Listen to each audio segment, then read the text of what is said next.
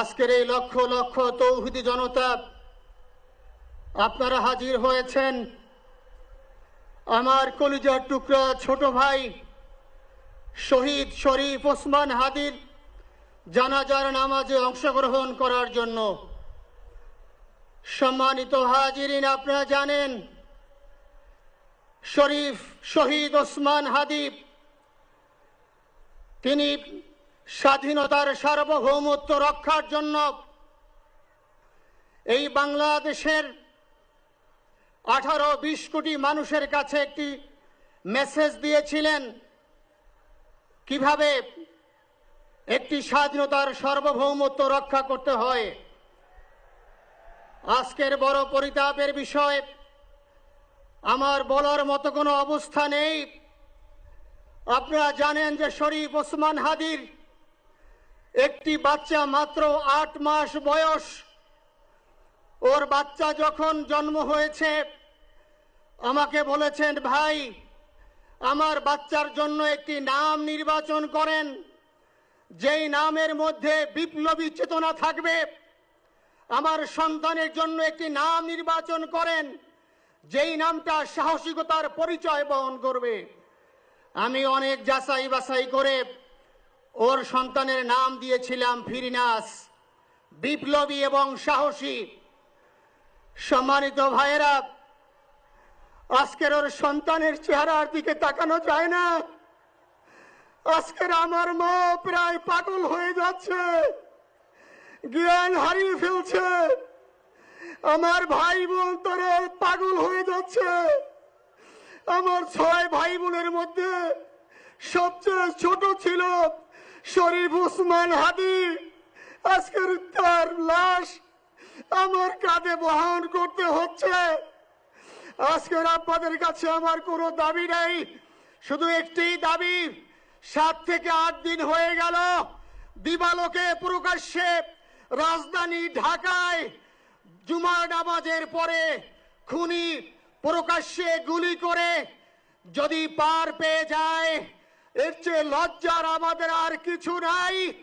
যদি border pass হয়ে যায়, 5 থেকে 7 ঘন্টা সময় তারা কেমন করে গেল, এই প্রশ্ন জাতির কাছে রেখে গেলাম।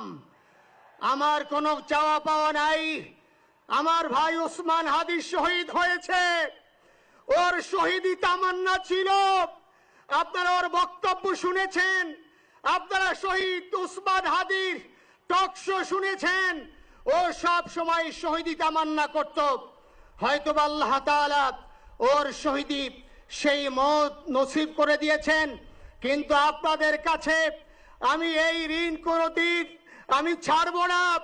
আমার ভাই শরীফ ওসমান হাদির বিচার যেন প্রকাশ্যে এই বাংলার জমিনে আমরা দেখতে পারি। ভাইরা আমার, 7-8 দিন হলো, এখনো পর্যন্ত আমরা কিছুই করতে পারলাম না। এই দুঃখে কলিজা ছিঁড়ে যাচ্ছে।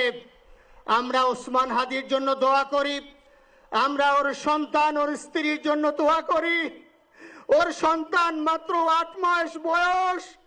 গতকালকে যখন ওর কাছে নিয়ে আসছে, সবাই বাবাকে দেখাবে ওসমান হাদিকে। আমি বললাম কি লাভ হবে, ও তো কোনোদিন ওর বাবার চেহারা কথা বলতে পারবে না। ওর ছেলে আর কোনোদিন জানবে না যে আমার বাবা কেমন ছিল। ভাইরা আমার, ওসমান হাদি আর ফিরে আসবে না।